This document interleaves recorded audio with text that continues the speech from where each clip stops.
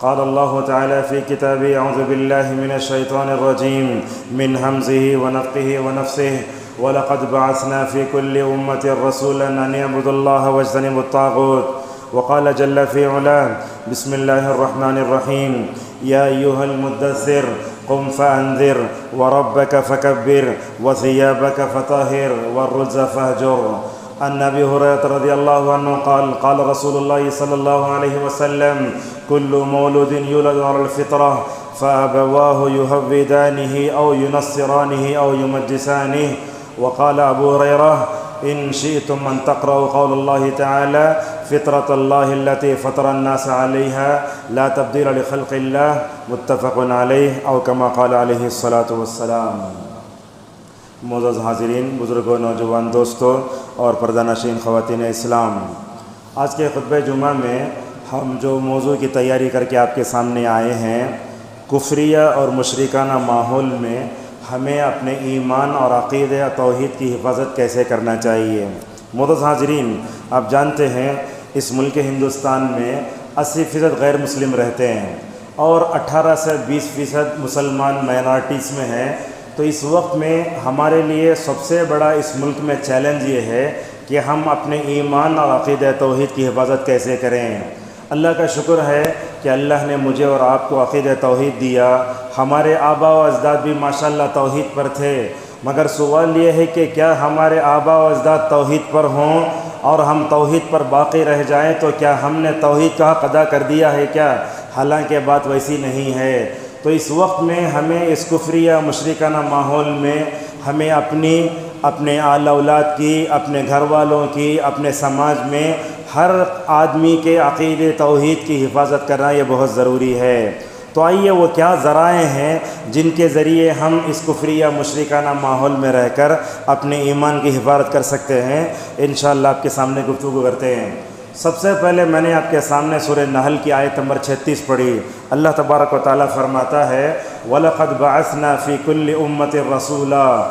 اللہ نے کہا کہ ہم نے تاریخ کے ہر دور میں نبیوں کو بھیجا. نبیوں کی دعوت کیا تھی؟ وہ دعوت جو ہوتی تھی 2 باتوں پر مشتمل ہوتی تھی. کیا ہے؟ ان اعبدوا اللہ، اللہ تبارک و تعالیٰ کی عبادت کرو، واجتنبوا الطاغوت، اور غیر اللہ کی عبادت سے بچو. جب ہم نماز میں کھڑے ہوتے تو اللہ سے ایک بات کہتے ہیں: ایاک نعبد و ایاک نستعین. اے اللہ، ہم تیری عبادت کرتے ہیں اور تجھی سے مدد چاہتے ہیں.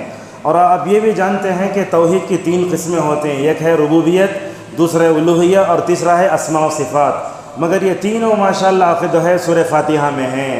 سعودی عرب کے مشہور عالم دین ہیں صالح فوزان حفظہ اللہ، کیسے بہترین انداز میں سورہ فاتحہ میں توحید کی 3 قسموں کو سمجھاتے ہیں. جب بندہ الحمدللہ رب العالمین کہتا ہے تو توحید ربوبیت کا اقرار کرتا ہے. مالک یوم الدین کہتا ہے تو وہ آخرت پر ایمان کی تجدید کرتا ہے. الرحمن الرحیم کہتا ہے تو اللہ تعالیٰ کے ناموں اور صفات کا اعتراف کرتا ہے. یہاں دیکھیے، ایاک نعبد و ایاک نستعین کہتا ہے تو توحید الوہیت تازہ ہو جاتی ہے. اگر ہم ہر نماز میں ان 3 آیتوں پر غور کریں، ہمارے توحید ماشاءاللہ پختہ ہو سکتی ہے. دوسری آیت میں نے سورہ مدثر کی پڑھی. حضرت جابر رضی اللہ تعالیٰ عنہ فرماتے ہیں رسول اللہ صلی اللہ علیہ وسلم پر سورہ علق کی 5 آیتیں نازل ہونے کے بعد یہ آیتیں اتریں. اللہ کا انداز دیکھیں کیسے اللہ تعالیٰ اپنے حبیب صلی اللہ علیہ وسلم کو سے کیسے محبت کرتا ہے، کیسے پیار بھرے انداز میں خطاب کرتا، کہتا ہے: اے چادر اوڑھ کر سونے والے، اٹھ جاؤ، اب آرام کرنے کا وقت نہیں ہے. لوگوں کو برے انجام سے، جہنم سے بچاؤ. اللہ کی تکبیر بیان کرو، اپنے کپڑوں کو پاک رکھو، ہر طرح کی کفر و شرک کی گندگی سے پاک رہو. اس سے معلوم ہوتا ہے نبی کریم صلی اللہ علیہ وسلم پر دوسری جو وحی اتری، اس وحی میں خود بتایا گیا کہ کفر و شرک یہ بڑے خطرناک چیزیں ہیں، لہذا اس سے اپنے دامن کو بچا کر رکھیں. میں نے ایک حدیث پڑھی، وہ حدیث تو ہم میں سے ہر ایک جانتے ہیں.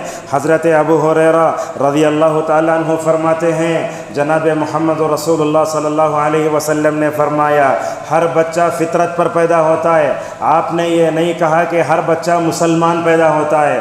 فطرت کا مطلب ہی ہے کہ مسلمان ہونا، مگر کہا یہ بچے کے عقیدے کو متاثر کرنے والے اس کے ماں باپ ہوتے ہیں. اگر وہ یہودی ہیں بچے کو یہودی بناتے، اگر وہ کرسچن ہیں تو اپنے بچے کو کرسچن بناتے، اگر وہ مجوسی ہیں تو اپنے بچے کو مجوسی بناتے ہیں۔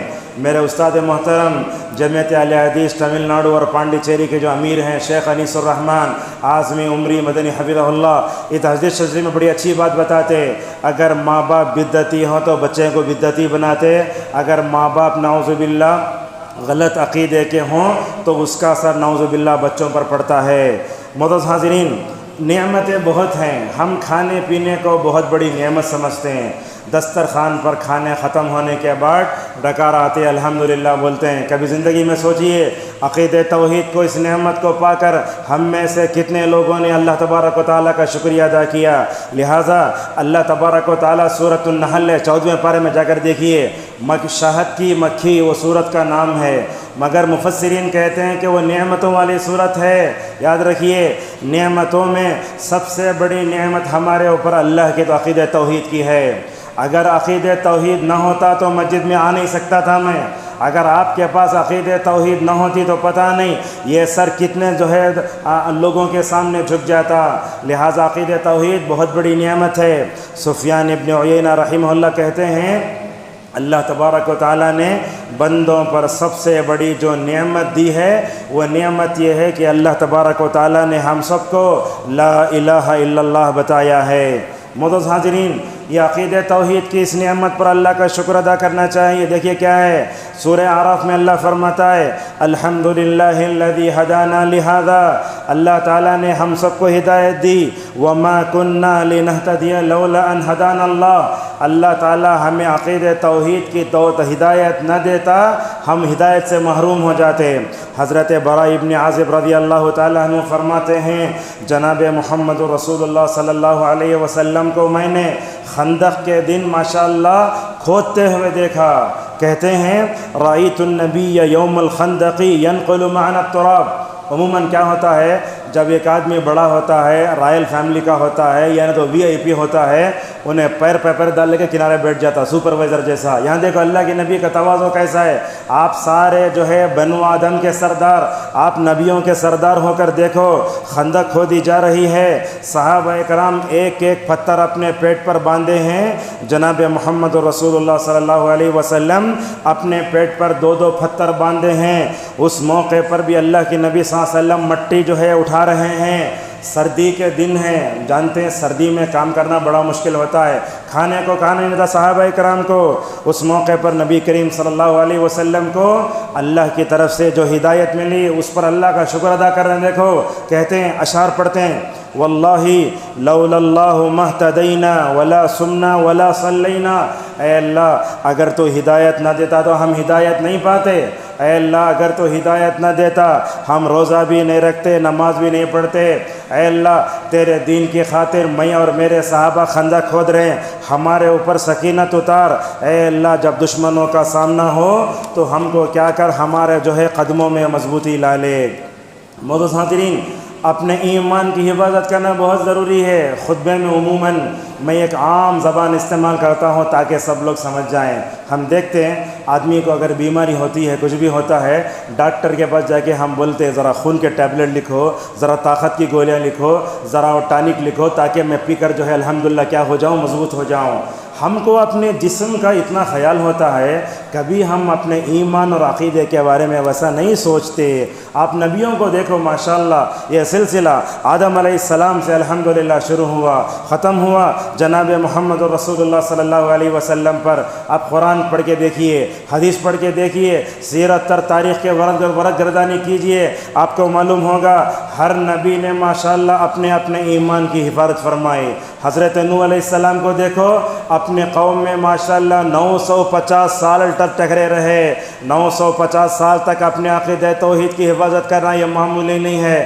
ہم کو تو 40 سے 50 60 سال کی زندگی میں ہمارا ایمان کیسے ڈگمگاتا ہے، قدم قدم پر ہمارے ایمان میں خلل پیدا ہوتا ہے۔ کیا عمر پائی حضرت نوح علیہ السلام نے، الحمدللہ توحید پر جمے رہے اور اس پر بلاتے رہے، لہٰذا اپنے عقیدہ توحید کو مضبوط کرنے کی مکمل طور پر کوشش کی۔ اور یہ بات بھی جان لو آپ، اللہ تعالیٰ نے جتنے نبیوں کو بھیجا ہر نبی ماشاءاللہ روحانی طور پر، جسمانی طور پر بڑے طاقتور تھے۔ آج ہم جسمانی طور پر ماشاءاللہ بڑے طاقتور ہوتے ہیں، اپنے جسم کا مضبوط کرنے کے لیے پیسے دے کر جم میں جا کے ورزش کرنا جانتے ہیں، مگر ہم اپنی روحانی تربیت نہیں کرتے۔ دیکھو حضرت آدم علیہ السلام کو اللہ نے بھیجا، اس کے بعد نوح کو بھیجا، اس کے بعد عاد کی طرف اللہ تبارک و تعالیٰ نے حضرت ہود کو بھیجا۔ حضرت نوح کو جو معجزہ ملا تھا وہ کشتی تھی، مگر حضرت ہود علیہ السلام کو اللہ نے کوئی معجزہ نہیں دیا۔ سورہ ہود میں اللہ تبارک و تعالیٰ اس نبی کا تذکرہ فرماتا ہے، حضرت ہود کو کوئی معجزہ نہیں تھا۔ اہل علم تو کہتے ہیں حضرت ہود کو جو معجزہ ملا وہ عقیدہ توحید ہی تھی۔ ایک بندے مومن کے لیے سب سے بہتر اگر کوئی معجزہ اور کرامت ہے تو وہ عقیدہ ہے۔ لہٰذا ان کی گفتگو دیکھو، اپنے قوم سے گفتگو کرتے ہیں، اے میری قوم کے لوگوں، تم میرے ساتھ کتنی قسم کی بری چال چلو، مگر یاد رکھو میری پیشانی اللہ کے ہاتھ میں ہے، تم میرا کیا بگاڑ سکتے ہو۔ لہٰذا معلوم ہوتا ہے جب بندے کا عقیدہ توحید پختہ ہوتا ہے، ایمان پختہ ہوتا ہے، وہ حالات کا الحمدللہ ڈٹ کر مقابلہ کرتا ہے۔ میرے پاس وقت کم ہے، یہ عقیدہ توحید تو ایسا موضوع ہے ماشاءاللہ قیامت تک مکمل طور پر بول سکتے ہیں۔ یہ ایسا موضوع ہے سونے والوں کو اٹھا دیتا ہے اور جاگنے والوں کو تو الحمدللہ مکمل طور پر بیدار کر کے چھوڑ دیتا ہے۔ میں آپ کے سامنے دو نبیوں کی مثالیں دوں گا آج کے خطبے میں۔ کفریہ مشرکانہ خطرناک ماحول میں قدم قدم پر ایمان کی آزمائش ہے، اس میں بھی اپنے ایمان کی حفاظت اگر ہمیں کرنا ہے دو نبیوں کی حالات کو پڑھنا ہے۔ اس میں سب سے پہلے نبی ہیں حضرت ابراہیم علیہ السلام۔ حضرت ابراہیم کو ماشاءاللہ کتنا یاد کرتے آپ، جب تشہد میں بیٹھتے تو کیا بولتے؟ کما صلیت علی ابراہیم وعلی آل ابراہیم انک حمید مجید۔ تشہد میں ابراہیم کو یاد کر لینا کمال نہیں ہے، مگر ابراہیم کی طرح اپنے عقیدے کو پختہ کرنا یہ بہت اہم ہے۔ ہمارے پاس ہوتا کیا ہے، ابراہیم علیہ السلام کی زندگی کو ذی الحجہ سے آگے ایک دو مہینے پہلے بیان کر کے چھوڑ دیتے نہیں۔ اللہ تبارک و تعالیٰ نے تو دو نبیوں کے لیے آئیڈیل کا لفظ استعمال فرمایا قرآن میں۔ سورۃ الانعام میں جہاں 18 نبیوں کا تذکرہ کیا تو کہا اولئک الذین ھدی اللہ، اے اللہ کے نبی یہ انبیاء جن کا تذکرہ ہم نے کیا نا یہ ہدایت کے روشن ستارے ہیں، ان کے نقش قدم پر چلو گے تمہاری دنیا آخرت دونوں بن جائیں گی۔ اس کے ساتھ اللہ تبارک و تعالیٰ نے حضرت ابراہیم کو بھی آئیڈیل کے طور پیش فرمایا۔ آپ پورے قرآن کا مطالعہ کرو، یہ بات بھی آپ کو معلوم ہوگی۔ اللہ کے نبی صلی اللہ علیہ وسلم آخری نبی، آپ نبیوں کے سردار، اللہ محمد رسول اللہ صلی اللہ علیہ وسلم سے کہتا ہے اے اللہ کے نبی آپ ابراہیم کے طریقے پر چلو۔ کیوں؟ اس لیے کہ ابراہیم علیہ السلام عقیدہ توحید میں بڑے پرفیکٹ تھے۔ سورہ ممتحنہ ایک سورت ہے 28ویں پارے میں اللہ وہاں فرماتا ہے قد كانت لكم اسوة حسنة في ابراہیم والذین معه، اے لوگو ابراہیم کی پوری زندگی تمہارے لیے نمونہ ہے۔ آپ ابراہیم کو دیکھو، ایک بہترین نبی، ایک بہترین باپ، ایک بہترین بیٹا، ایک بہترین جو ہے داعی کا کام کرتے ہوئے مکمل طور پر نظر آتے ہیں۔ دیکھو آپ کے سامنے ہم بتاتے ہیں ابراہیم کی پوری زندگی کفر و شرک کے خلاف جہاد کرتے ہوئے الحمدللہ گزری۔ وقت بتاتا میں لیکن شارٹ میں آپ کو بتاتا ہوں۔ ابراہیم علیہ السلام جس ماحول میں پیدا ہوئے پورا کفریہ ماحول، پورا مشرکانہ ماحول۔ ہم اپنے بچوں کو کالج میں یونیورسٹیوں میں بڑے بڑے جگہ بھیجتے ہیں جہاں ہمارے بچوں کا عقیدہ توحید کمزور ہوتا ہے۔ ایسے ماں باپ کو دیکھنا چاہیے ابراہیم علیہ السلام نے اپنے جو ہے عقیدہ توحید کے ماشاءاللہ کیسے حفاظت فرمائی۔ ابراہیم علیہ السلام کا جو کمال درجے کا عقیدہ تھا، اللہ پہ توکل تھا، وہ اصل میں اللہ تعالیٰ کی خاص تربیت کا نتیجہ تھا۔ جب عید کے دن دیکھو ابراہیم کے جو والد آزر تھے وہ خود بت پرست تھا، بڑا جو ہے بتوں کو بیچتا بھی تھا۔ ایک دن عید کا دن آیا، حضرت ابراہیم علیہ السلام کو اس کے باپ آزر نے بلایا، آؤ ہمارے تہوار میں آؤ۔ ہم بھی دیکھتے ہیں اس ملک میں غیر مسلموں کا تہوار ہوتا ہے، پیسے دے کر مدد کرتے ہیں۔ ہمارے مسلمان ہیپی کرسمس بھی بولتے، ہیپی دیوالی بھی بولتے، ہیپی گنیشا بھی بولتے۔ کہاں ہے ایمان ہمارے اندر؟ یہ حضرت ابراہیم کا عقیدہ توحید دیکھو، باپ نے بلایا، غیر مسلموں کا تہوار ہے، اس موقع پر اپنے عقیدے کی حفاظت کے لیے ماشاءاللہ جھوٹ بھی بولا، توریہ سے کام لیا، کہا انی سقیم، میں بیمار ہوں، نہیں آتا۔ اسی طریقے سے آپ دیکھیں حضرت ابراہیم علیہ السلام نے عقیدہ توحید کی حفاظت کیسے فرمائی، اپنی قوم کو سمجھایا، اپنے باپ کو سمجھایا، سب کو سمجھایا، مگر قوم نہیں مانی۔ پورے مراحل طے ہونے کے بعد پورے لوگ جو ہے تہوار میں جا چکے تھے، بڑی حکمت سے بت خانے میں گئے، چھوٹے چھوٹے بتوں کو توڑا اور بڑے کے جو ہے گردن میں لٹکا دیا۔ اب یہ جب بات آپ سنتے ہیں تو یہ سوچتے ہوں گے ملک ہندوستان میں ہم ایسا کر سکتے کیا؟ بالکل نہیں کر سکتے۔ کیوں؟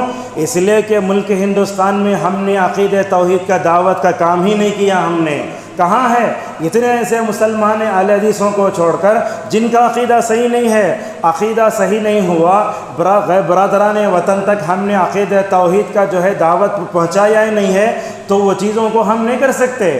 لہذا اس ملک میں رہتے ہوئے غیر مسلموں کے معبودان باطلہ کو برا بھلا بولنا، گالیاں دینا، توڑنا، ان کی توہین کرنا، یہ ہمارے لیے جائز نہیں ہے۔ عقیدہ توحید پہنچایا، جب مکمل طور پر حجت پوری ہو گئی تب جا کے حضرت ابراہیم نے جو ہے ان بتوں کو توڑا تھا۔ جب بتوں کو توڑا تو حال کیا ہوا؟ دیکھو ابراہیم کا عقیدہ توحید کیسا ہے، دیکھو جب توڑ دیا گیا لوگ واپس آئے، بولے ابراہیم نے توڑا ہے، آ کر پوچھے تم توڑے کیا؟ بولے میں نہیں توڑا۔ کون توڑے؟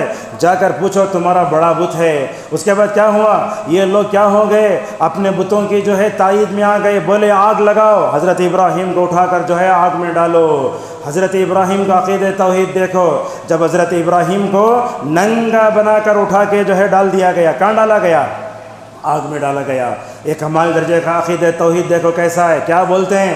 اللہ سے دعا کرتے ہیں، جانے سے پہلے ان کی زبان سے جو لفظ نکلا وہ تھا حسبنا اللہ و نعم الوکیل، اللہ ہمارے لیے کافی ہے، وہ بہترین مددگار ہے۔ جب عقیدہ توحید ہوتا ہے تو بندہ آگ میں جانے سے بھی نہیں ڈرتا۔ اللہ نے دیکھا یہ میرا بندہ خلیل ہے، جب عقیدہ توحید کی حفاظت کے لیے آگ میں جانے میں تیار ہو گیا ہے، اللہ نے آگ سے کہا یا نار، اے آگ کونی بردن، تو ٹھنڈی ہو جا۔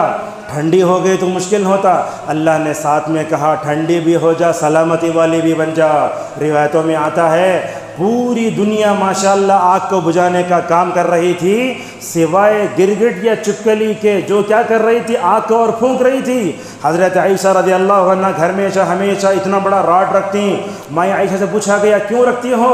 تو کہنے لگے حضرت ابراہیم کو جب آگ میں ڈالا گیا تو چنگاریاں زیادہ کرنے والا یہ گرگٹ یا چپکلی تھا، جب وہ ہمارے گھر میں آتا ہے تو اللہ کے نبی نے اسے مارنے کا حکم دیا ہے۔ ایک توحید پرست کو اگر دنیا کا کوئی جانور بھی تکلیف دیتا ہے تو اس کو بھی مارنے کا حکم دیا گیا۔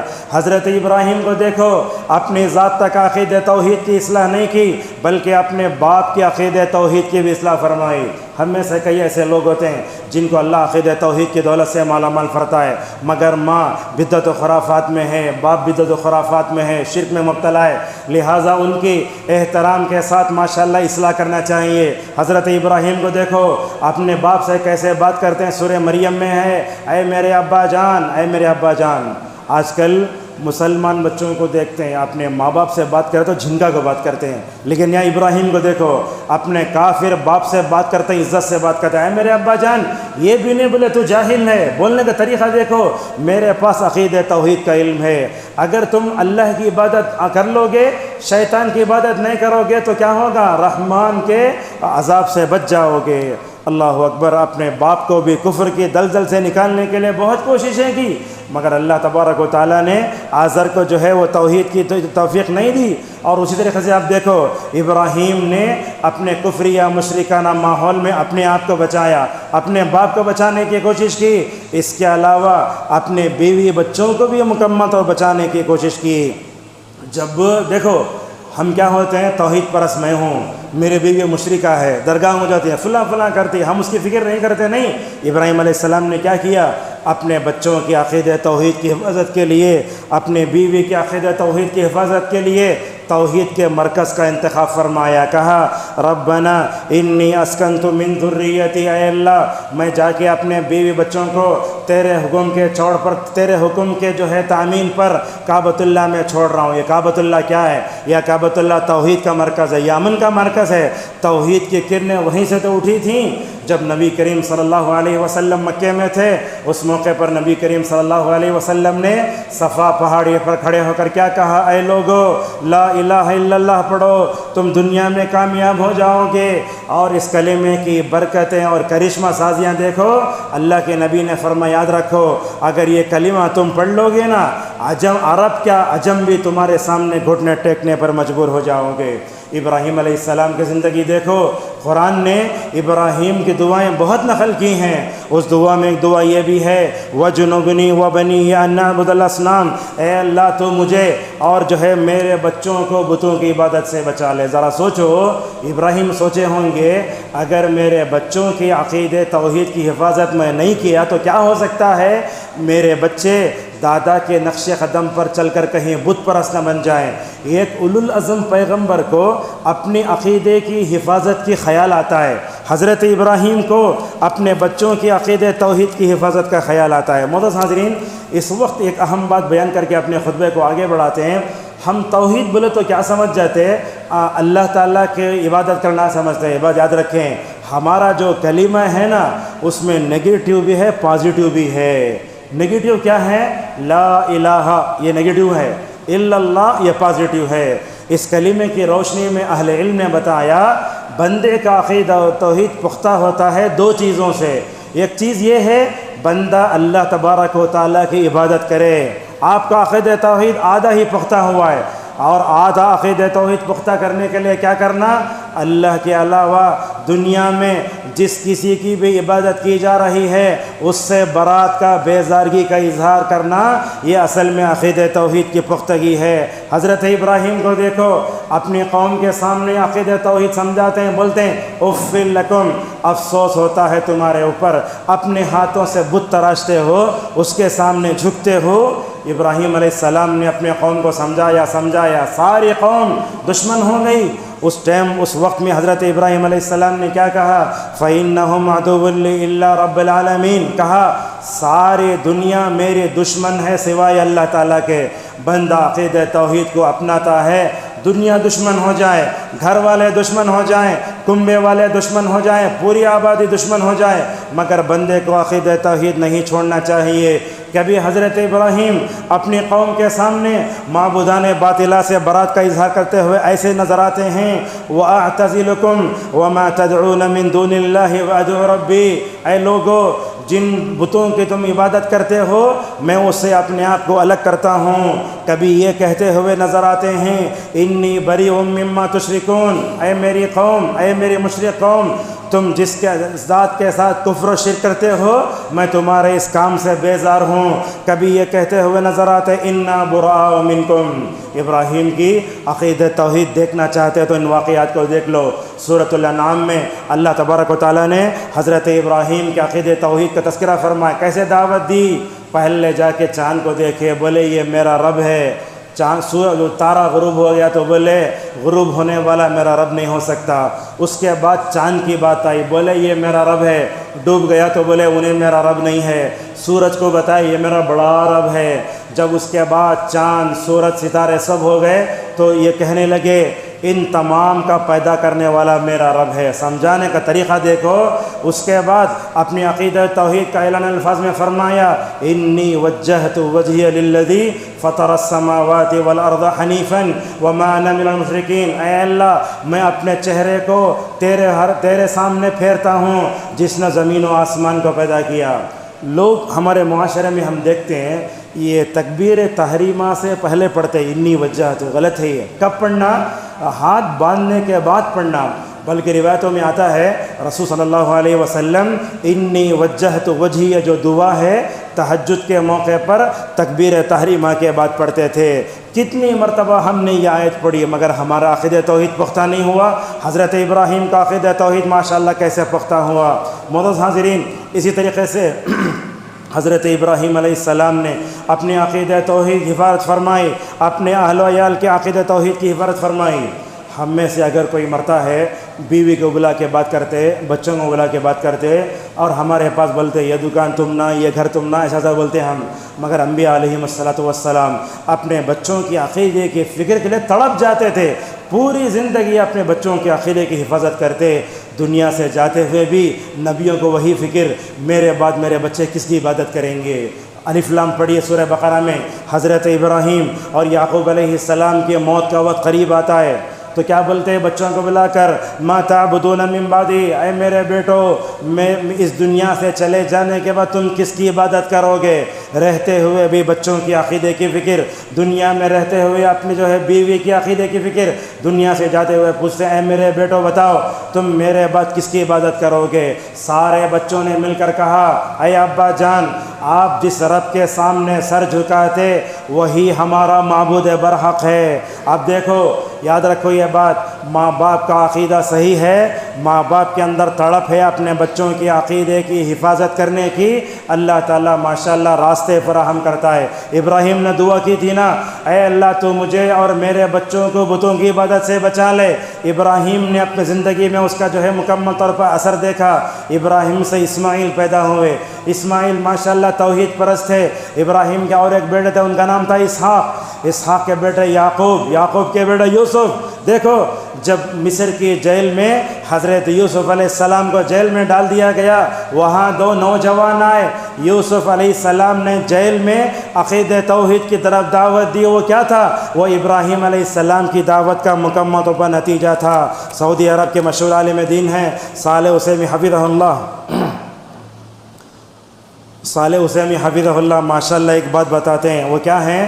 وہ بات یہ ہے جب بندہ عقید توحید میں پرفیکٹ ہوتا ہے اور ساتھ میں الحمدللہ وہ فکر بھی کرتا ہے تو اس طریقے سے اللہ تبارک و تعالیٰ اسے حفاظت کرتا ہے۔ اور یہ بات بھی دیکھو آپ، جن گھروں میں، جن خاندانوں میں، جن جو ہے قبیلوں میں عقید توحید ہوتی ہے، اللہ تعالیٰ نسلوں کی حفاظت کرتا ہے۔ ابراہیم کیسے توحید پرست تھے، آج تک الحمدللہ ان کے خاندان والے دنیا میں ہو سکتے ہیں۔ اور آپ کو بات بتاتا ہوں، اہل حدیثوں کو لوگ وہابی لوگ بول کے گالی دیتے ہیں۔ محمد ابن عبد الوہاب رحمہ اللہ معمولی شخصیت نہیں تھی۔ دیکھو دنیا میں عالم علماء کے خاندان میں سب سے بڑا خاندان محمد ابن عبد الوہاب رحمہ اللہ کا ہے۔ آج سعودی عرب میں جو بھی توحید دیکھتے ہیں وہ کس کی محنت ہے؟ محمد ابن عبد الوہاب رحمہ اللہ کی ہے۔ لہٰذا اگر عقید توحید ہے، اللہ نسلوں کی حفاظت کرتا ہے۔ جن خاندانوں میں، قبیلوں میں شرک ہوتا ہے، کفر ہوتا ہے، وہ خاندان نعوذ باللہ مر مٹ جاتے ہیں۔ معزز حاضرین، آج کے خطبے کی جو دوسری بات ہے وہ یہ، ابراہیم کے ساتھ ساتھ ہمیں رسول اللہ صلی اللہ علیہ وسلم کی سیرت پڑھنا چاہیے۔ آپ دیکھو اللہ کی نبی مکے میں 13 سال تک رہے، 13 سال تک آپ نے کیا فرمایا؟ شروع کے 3 سالوں میں اللہ کے نبی نے بڑی حکمت کے ساتھ، بڑے پیار و محبت کے ساتھ توحید کا کام کیا، چھپ چھپ کر کام کرتے تھے۔ جب 3 سال مکمل ہو گئے، اللہ نے کہا فاصدع بما تؤمر، اے اللہ کے نبی آپ زور سے اپنے عقید توحید کا اعلان کر سکتے ہیں۔ چنانچہ رسول اللہ صلی اللہ علیہ وسلم نے مکے میں رہتے ہوئے اپنے ایمان کی حفاظت فرمائی، اپنے صحابہ کی مکمل طور پر حفاظت فرمائی۔ مکے میں رہتے ہوئے اللہ کی نبی صلی اللہ علیہ وسلم کو بڑے بڑے چیلنجز کا سامنا کرنا پڑا۔ ایک دن کفار مکہ آ کر بولتے اے محمد ایسا کرو، 1 سال تم ہمارے معبود کی عبادت کرو اور ہم 1 سال تمہارے معبود کی عبادت کرتے ہیں۔ ایسا ہو سکتا ہے کیا؟ زمین آسمان مل نہیں سکتے، کفر اسلام ایک نہیں ہو سکتا، آگ اور پانی ایک نہیں ہو سکتے۔ یہ جو اللہ کے نبی کے ساتھ ان کا سوال تھا، اللہ نے اس سوال کے جواب میں سورۃ الکافرون اتاری۔ اے کافرو کان کھول کر سن لو، جس کی تم عبادت کرتے ہو میں عبادت نہیں کروں گا، اور ہمارا جو معبود برحق ہے تم اس کی عبادت نہیں کر سکتے۔ سورۃ الکافرون کو ہم نے معمولی سمجھ لیا، اس میں دیکھو قل یا ایھا الکافرون لا اعبد ما تعبدون ولا انتم عابدون ما اعبد، پھر آیت تکرار ولا انتم عابدون ما اعبد ولا انا عابد ما عبدتم۔ علامہ شوکانی کہتے ہیں آیتوں کی تکرار اس لیے ہوئی ہے، اللہ بتانا چاہتا ہے لوگوں ماضی میں بھی کفر و اسلام ایک نہیں ہوا، حال میں بھی نہیں ہوگا، اور مستقبل میں بھی کفر و اسلام ایک نہیں ہوگا۔ لہذا سورۃ الکافرون کو ہم معمولی نہ سمجھیں۔ رسول اللہ صلی اللہ علیہ وسلم اپنے عقید توحید کی حفاظت کے لیے ایک دن میں کتنے مرتبہ پڑھتے تھے ذرا سن لیجئے۔ سب سے پہلے فجر کی پہلی سنت میں سورہ کافرون پڑھتے، دوسری رکعت میں سورہ اخلاص پڑھتے، جیسے ہی مغرب کی سنت آتی پہلی رکعت میں سورہ کافرون پڑھتے، دوسری رکعت میں سورہ اخلاص پڑھتے، دن ختم ہوتا وطر کی نماز آتی، وطر میں رمضان پڑھے ہوں گے نا، وطر کی دوسری رکعت میں سورہ کافرون پڑھتے۔ جب اللہ کے نبی صلی اللہ علیہ وسلم حج عمرے کو جاتے مقام ابراہیم کے پیچھے کھڑے ہو کر سورہ کافرون پڑھتے۔ اتنا ہی نہیں بلکہ اللہ کے نبی صلی اللہ علیہ وسلم نے ایک صحابی جن کا نام تھا نوفل رضی اللہ عنہ، آپ نے ان سے کہا نوفل سونے سے پہلے سورہ کافرون پڑھ لو، آج سے انشاءاللہ پڑھ کر سونے کا اہتمام کریں آپ۔ فرمایا نوفل سورہ کافرون پڑھ کے سو جاؤ، اگر تم سورہ کافرون پڑھ کے سو جاؤ گے اللہ تبارک و تعالیٰ کفر و شرک سے تمہاری حفاظت فرمائے گا۔ لہذا اس صورت کو ہمیں معمولی نہیں سمجھنا چاہیے۔ دیکھو اللہ کے نبی صلی اللہ علیہ وسلم کے صحابہ کرام کو قدم قدم پر عقید توحید میں آزمائشوں کا سامنا آیا۔ ایک مرتبہ ایسے ہوا حضرت عمار رضی اللہ عنہ کو پکڑ کر لے گئے۔ اس ملک میں بھی ہم بھی دیکھتے ہیں نوجوانوں کو لے جا کے ہری کرشنا بولو، فلاں بولو، فلاں بولو، ہوتے رہتا ہو۔ اللہ کے نبی کے صحابی کو پکڑ کر لے گئے، جا کے بولو زبان سے کفر بولو، کفر بولو۔ عمار بھی کیا کرتے، مائنارٹیز میں تھے مکے میں، انہوں نے اپنے زبان سے اپنے دل میں ایمان رکھ کر اپنے ایمان کو بچانے کفر کا کلمہ زبان سے بول دیا۔ پریشانی ہوئی، فوراً نبی کریم صلی اللہ علیہ وسلم کے پاس آئے، کہنے لگے یا رسول اللہ یہ لوگ لے جا کے پکڑ کے مجھے کفر بول دیا میں۔ اللہ کے نبی نے پوچھا عمار جب تم نے اپنے زبان سے کفر کا کلمہ کہا تو تمہارا دل کیسے تھا؟ عمار نے کہا یا رسول اللہ میرا دل تو مطمئن تھا۔ کہا اگر تمہارے دل میں اطمینان ہے اور زبان سے کفر تم نے اپنے جان بچان کے لیے بولا تو ماشاءاللہ تمہارے ایمان پر اثر نہیں ہوگا۔ یہ ایسا ایمان افروز واقعہ تھا، اللہ نے آیتیں اتاری الا من اکرہ وقلبہ مطمئن بالایمان۔ یہی وہ عمار رضی اللہ عنہ جن کا ایمان کیسا پختہ تھا۔ دیکھو مسجد نبوی کی تعمیر ہو رہی ہے، ہر ایک صحابی ایک ایک اینٹ اٹھائے ہوئے ہیں۔ یہ عمار کی ایمانی طاقت، یہ عمار کی روحانی طاقت ایسی تھی، دو دو اینٹ اٹھا کر رکھ لیے ہیں، کہاں؟ اپنے کندھے پر۔ اللہ کے نبی صلی اللہ علیہ وسلم نے دیکھا عمار کو یہ اینٹ اٹھا کر یہاں کندھے پر مٹی پڑی ہوئی ہے، آپ نے کہا عمار، مکمل طور پر اس کو دور کیا۔ اور اللہ کے نبی صلی اللہ علیہ وسلم عمار رضی اللہ عنہ کو دیکھتے تھے، بولتے عمار میں تم کو جب دیکھتا ہوں تمہارے سر کے تالوں سے پیر کے تلوے تک ایمان نظر آتا ہے۔ ان کی ہڈیوں میں ایمان، ان کے گوشت میں ایمان، ان کے خون میں ایمان تھا۔ کیا آج ہمارا ایمان ایسا ہے؟ ابن مسعود رضی اللہ عنہ کو دیکھو، دبلے پتلے تھے، جب مدینے میں ہوا آتی نہ اڑ جاتے تھے۔ ہمارے پاس ایسے دبلے پتلے لوگوں کو دیکھ کر ہم بھی مذاق اڑاتے ہیں، بڑے دبلے پتلے تھے۔ رسول اللہ کو مسواک لا کر دینے کی ذمہ داری ان کی تھی۔ جب وہ مسواک توڑنے کے لیے درخت پر چڑھے تو درخت کے ساتھ ہلنے لگے، صحابہ نے مذاق اڑایا۔ حضرت عبداللہ مسعود رضی اللہ عنہ کا ڈیفنس کرتے ہوئے اس موقع پر نبی کریم صلی اللہ علیہ وسلم نے فرمایا اے لوگو ابن مسعود کی باریک پنڈلیوں کو دیکھ کر مذاق اڑاتے ہو؟ قسم ہے اس ذات کی جس کے ہاتھ میں محمد رسول اللہ صلی اللہ علیہ وسلم کی جان ہے، اگر ابن مسعود کے دونوں پیروں کو قیامت کے دن اگر میزان میں تولا جائے وہ احد پہاڑ زیادہ وزنی ہوگا۔ اسی طریقے سے ہمیں کفریہ مشرکانہ ماحول میں صبح و شام کی دعاؤں میں دیکھنا چاہیے۔ دیکھو ہم صبح و شام کی دعائیں پڑھتے ہیں، اس میں حضرت ابراہیم کا بھی ذکر آتا ہے، اس میں رسول اللہ کا بھی تذکرہ آتا ہے۔ ایک صحابی ہیں، چھوٹے ہیں، وہ اپنے باپ کو دیکھتے ہیں جب بھی نماز پڑھتے دعا پڑھتے اللہم انی اعوذ بک من الکفر والفقر وعذاب القبر، اے اللہ میں کفر سے پناہ مانگتا ہوں، میں کفر سے پناہ مانگتا ہوں۔ صبح و شام کی دعاؤں میں اللہ کے نبی نے امت کو کفر سے پناہ مانگنے کا مطلب سکھایا کیوں؟ کا مطلب یہ ہے لوگوں کو اپنے کفری یا مشرکانہ ماحول میں رہ کر اپنے عقیدہ توحید کی حفاظت کرنا چاہیے۔ بیٹا بھی پڑھتا، باپ بھی پڑھتا۔ ایک دن باپ نے پوچھا اے بیٹے یہ دعا بار بار تم کیوں پڑھتے ہو؟ تو بیٹے نے کہا ابا جان چونکہ آپ پڑھتے اس لیے میں پڑھتا ہوں، اللہم انی اعوذ بک من الکفر والفقر وعذاب القبر۔ اس موقع پر وہ باپ جو صحابی تھے انہوں نے کہا یہ اصل دعا میں نے پڑھتا ہوں، میں نے جناب محمد رسول اللہ صلی اللہ علیہ وسلم کو پڑھتے ہوئے دیکھا ہے۔ معزز حاضرین، کفریہ مشرکانہ ماحول میں اپنے نفس کو کفر و شرک سے بچانے کے لیے ہمیں دعا بھی کرنا چاہیے۔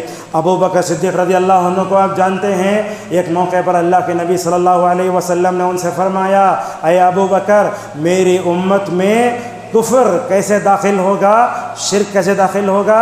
چونٹی کے رینگنے سے آہستہ آواز میں آئے گا۔ چونٹی کے رینگنے کی آواز نہیں آتی۔ اللہ کے نبی فرماتے ہیں الشرک اخفی من دبیب النمل فی ہذہ الامہ، اس امت میں شرک کیسے ہوگا؟ چونٹی کے رینگنے سے بھی آہستہ آواز میں آئے گا۔ اللہ کے نبی نے جب یہ فرمایا تو اللہ کے نبی صلی اللہ علیہ وسلم نے خود ابو بکر کو سکھایا، ابو بکر یاد رکھو، اگر تم اپنے آپ کو کفر سے بچانا چاہتے ہو، شرک سے بچانا چاہتے ہو، ریاکاری سے بچانا چاہتے ہو، دعا پڑھو۔ وہ دعا کیا ہے؟ اللہم انی اعوذ بک ان اشرک بک شیئا وانا اعلم واستغفرک لما لا اعلم۔ رسول اللہ صلی اللہ علیہ وسلم کا عقیدہ توحید دیکھو، 8 سال تک اللہ کے نبی صلی اللہ علیہ وسلم مکے کو چھوڑ کر مدینے میں رہے۔ جب مکہ فتح ہوا رسول اللہ کو غیر اللہ سے کتنا کراہت ہے، دیکھو جب مکہ فتح ہوا آپ نے کہا بلال اوپر چڑھ کر اذان دو۔ جب اللہ کے نبی کعبۃ اللہ میں داخل ہوئے آپ نے دیکھا ایک طرف ابراہیم کا اسٹیچو بنا ہوا ہے، ایک طرف حضرت اسماعیل کا اسٹیچو بنا ہوا ہے۔ اللہ کے نبی نے دیکھا تو غصہ آ گیا۔ اللہ کے نبی نے دیکھا کعبۃ اللہ کے اطراف میں 360 بت تھے۔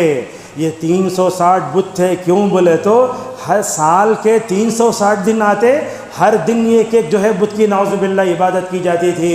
اللہ کے نبی کو دیکھو کفر سے شرک سے کتنی نحوست تھی آپ کو۔ آج دیکھتے ہیں پالش کرنے والے یہ بڑے بڑے جو ہے غیر اللہ کے معبودان باطلہ کے بت ہوتے ہیں، وہ مسلمان اپنے گود میں رکھ کے پالش کر کے دیتا ہے۔ ویسی چیزوں کو ہندوستان میں خبروں میں شائع کر کے لوگ بولتے گنگا جمنا تہذیب ہے، کفر و اسلام دونوں ایک ہچ ہے۔ اللہ کے نبی نے وہ بتوں کو اپنے ہاتھ نہیں لگایا، چھڑی سے ہٹاتے، اور آپ کی زبان پر وہ آیت تھی، کیا آیت تھی؟ قل جاء الحق وزهق الباطل ان الباطل كان زهوقا۔ 2-3 منٹ میں اپنی بات کو سمیٹ لیتے ہیں۔ سوال یہ ہے ہندوستان جیسے کفری یا مشرکانہ ماحول میں عقیدہ توحید کی حفاظت کرنا ہو تو کیا کرنا چاہیے؟ سب سے پہلے ہمیں انبیاء کی سیرت پڑھنا چاہیے۔ اللہ تبارک و تعالیٰ نے سورہ ہود میں فرمایا فاستقم کما امرت، اے اللہ کے نبی آپ عقیدہ توحید پر ویسے رہو جیسے نوح علیہ السلام تھے، ہود تھے، صالح تھے، شعیب تھے، موسیٰ تھے، لوط تھے، اللہ نے ان کا تذکرہ فرمایا۔ اسی طریقے سے اپنے عقیدہ توحید کو مضبوط کرنے کے لیے رسول اللہ صلی اللہ علیہ وسلم کی سیرت پڑھو۔ آپ نے مکے میں اپنے عقیدہ توحید کو مضبوط فرمایا، آپ نے عورتوں کا عقیدہ مضبوط فرمایا، آپ نے اپنے بچوں کا عقیدہ توحید مضبوط فرمایا۔ اسی طریقے سے ہمیں اپنے عقیدہ توحید کی حفاظت کرنے کے لیے صحابہ کی سیرت پڑھنا۔ عبداللہ بن مبارک رحمہ اللہ ہمیشہ اکیلے بیٹھے رہتے تھے۔ لوگ جا کے پوچھتے آپ کو اکیلے بیٹھنے میں وحشت محسوس نہیں ہوتی کیا؟ اس وقت بولتے میں اکیلا ہوتا ہوں مجھے وحشت محسوس نہیں ہوتی۔ کیوں؟ اس لیے کہ میرے ساتھ رسول اللہ کی سیرت ہے، میرے ساتھ صحابہ کی سیرت ہے۔ اگر کسی کے پاس اللہ اور اس کے رسول اللہ کی سیرت ہو، صحابہ کی سیرت ہو، ماشاءاللہ وحشت محسوس نہیں ہوتی۔ اپنے کفریہ مشرکانہ ماحول میں اپنے عقیدہ توحید کی حفاظت کرنا ہے، ماں باپ کو سب سے پہلے اپنا عقیدہ درست کرنا ہے۔ کتنے ایسے لوگ ہیں جو مسجدوں کو نہیں جاتے، درگاہوں کو جاتے ہیں۔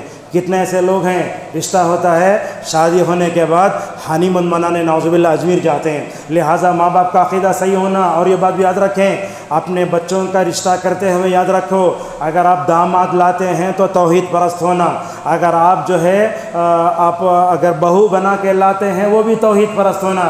اگر کفریہ مشرکانہ ماحول میں مختلف تحریک و تنظیموں سے لے کر آ جاتے لوگ بولتے بعد ہمیں سدھار لیں گے، وہ نہیں ہوتا ہو۔ صالح فوزان حفظہ اللہ نے کہا بدعتی، خرافی، خبر پرست ان تمام لوگوں کے گھروں میں اپنا رشتہ نہیں کرنا چاہیے۔ جب وہ اچھے انداز سے کفر و شرک سے توبہ کر کے توحید خالص پہ آ جاتا ہے الحمدللہ اس وقت جو ہے مکمل طور پر ان سے رشتہ کرنا چاہیے۔ گھروں کے ماحول کو اچھا بناؤ۔ اور ایک اہم چیز کی خطبے کی ہے اپنے گھروں میں کفریہ مشرکانہ ماحول سے بچانا ہے، سوشل میڈیا سے بھی ہمیں اپنے آپ کو بچانا ہے۔ ہم کیا سمجھتے، شارٹس دیکھتے جاتے معبودان باطلہ کی فوٹو آتی، اس میں ہنومان کی فوٹو آتی، مہابھارت کی فوٹو آتی، فلاں فوٹو آتی، ہمیں لے لیتے اسے، ہم اپنے بچوں کو ڈراتے کھانے تو ہنومان آ جاتا، وہ آتا، فلاں آتا، غیر اللہ سے اپنے بچوں کو مت ڈراؤ۔ اور سوشل میڈیا نے ہمارے جتنے چیزوں کو بگاڑا ہے، سب سے پہلے عقیدے پر نعوذ باللہ بہت بڑا اثر پڑا ہے، اور اسی طریقے سے کفریہ مشرکانہ ماحول میں اپنے عقیدے کی درست کے لیے کتابوں کا مطالعہ۔ دیکھو الحمدللہ اس ہندوستان میں رہتے ہوئے شیخ اسماعیل شہید رحمہ اللہ کی تقویۃ الایمان، اس کتاب کو پڑھ کر ماشاءاللہ کتنے لوگ توحید پرست بنے۔ دیکھو محمد عبد الوہاب رحمہ اللہ کو دیکھو، آج سے 200 سال پہلے اللہ تعالیٰ نے انہیں عرب میں پیدا فرمایا، کتاب التوحید لکھی۔ یہ کتاب اتنی بہترین، آپ دیکھیں گے عرب کے علماء تو بولتے جب بھی میں اس کتاب کو پڑھتا ہوں تو میرا ایمان الحمدللہ تازہ ہو جاتا ہے۔ بدعتی علماء سے دور رہیں، مساجد سے اپنے تعلق کو مکمل طور پہ کرو، اور آخر میں 2 چیزیں وہ یہ ہے، عقید توحید کا علم بھی حاصل کرو۔